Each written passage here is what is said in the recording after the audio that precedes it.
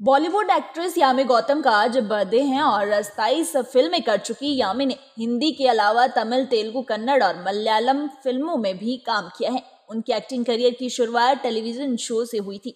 उनकी debut film Vicky donor थी और जिसका ऑडिशन उन्हें 2 बार देना पड़ा और उसके बाद रोल मिला। फिल्म सफल रही और यामी ने कुछ और बेहतरीन फिल्में जैसे बदलापुर, ए थर्सडे और काबिल में काम किया और यामी उन एक्ट्रेसेस में से हैं जो बिना किसी फिल्मी बैकग्राउंड के फिल्म इंडस्ट्री में आई और अपनी जगह बनाने में कामयाब हुई, लेकिन उन्हें रिजेक्शन भी काफी झेलना पड़ा।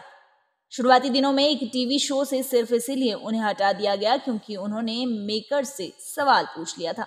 2018 में यामी ने बॉलीवुड छोड़कर किसी और फिल्म में काम करने का भी मन बना लिया था, लेकिन उरी द सर्जिकल स्ट्राइक और बाला जैसी फिल्मों ने उन्हें हौसला दिया और अब वो इंडस्ट्री की कामयाब एक्ट्रेसेस में से एक हैं।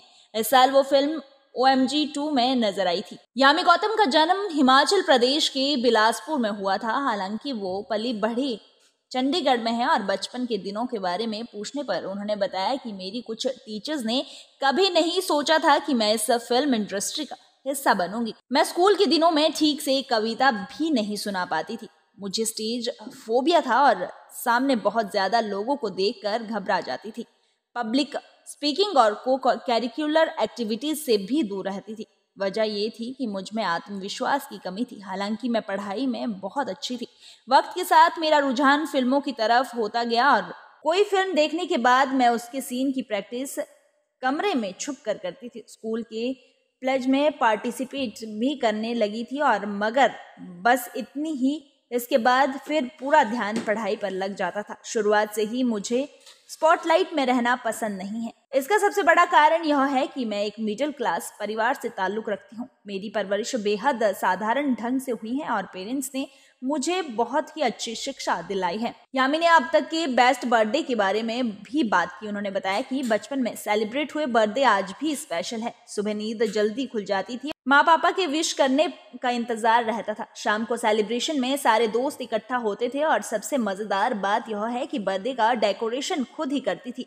उस दिन सबसे खूबसूरत ड्रेस मेरी होती थी और सबकी निगाहें मुझ पर रहती थी। हर बर्थडे पर केक एक फिक्स शॉप से आता था। वैसा केक आज दुनिया के किसी कोने में नहीं मिलता है। उसका स्वाद अभी भी सबसे बेस्ट लगता है और आज हम लोग बहुत ही फैंसी तरीके के बर्थडे मनाते हैं, मगर असली मजा तो बचपन में ही आता था जहां पूरा परिवार एक साथ खुशी से बर्थडे सेलिब्रेट करता था। एक और बर्थडे है और जो मेरे दिल के बहुत करीब है। 2 साल पहले शादी के बाद मैं दिल्ली में शूटिंग कर रही थी। शूटिंग खत्म कर मैं सुबह 4 बजे होटल पहुंची और लगा कि माँ दरवाजा खोलेगी, मगर ऐसा नहीं हुआ। जैसे ही दरवाजा खुला सामने आदित्य खड़े थे।